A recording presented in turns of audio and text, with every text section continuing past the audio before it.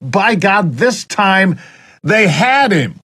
They went on and on about how his attorney, former attorney Michael Cohen, and a B-list porn actress were going to be the downfall of the former president. They could enjoy a huge measure of that Trump derangement syndrome. Man, they could see him in handcuffs and play it over and over again, just like they did with those deep fakes I showed you. But none of it happened. Again.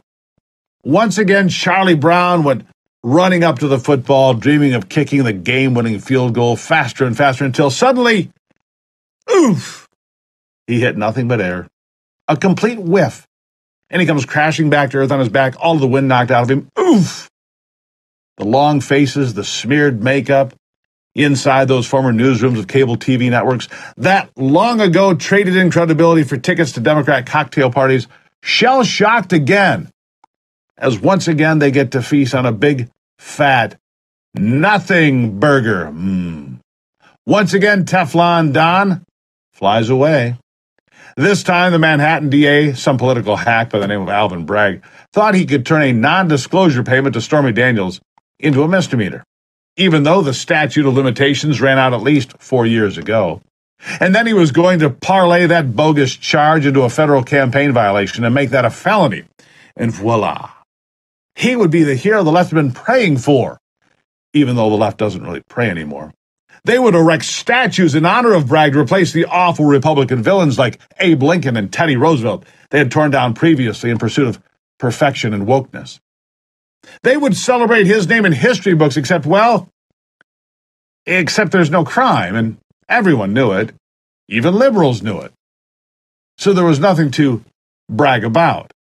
The real liberals, not the Molotov cocktail-throwing criminals that call themselves liberals, but the actual liberals, the real liberals that know hunting down your political opponents using the intelligence community and twisting the law to destroy them is wrong and always will be, they knew this case was a stone-cold loser.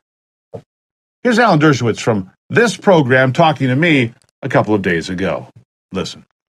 Justice Jackson, great attorney general, once said any prosecutor can rummage through the hundreds of laws and find some technical violation to pin on virtually anybody. And that's not the way the law should operate. The law should operate, you find the crime, then you figure out who did it, instead of you target somebody and then you figure out if you can find a crime against them. It's Stalin and Lavrenti Beria, the head of the KGB, who said to Stalin, show me the man and I'll find you the crime. That's not the American way.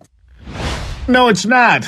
And so now, once again, the bitterness, it's setting in. The acrid smell and taste of getting burned by your own hubris, your own stupidity, that leaves you looking like the fools you truly are. It began to burn down with grand jury testimony Monday this week from Robert Costello, who was a legal advisor to Donald Trump's former attorney, Michael Cohen. Cohen, by the way, has since been disbarred, sent to federal prison for what?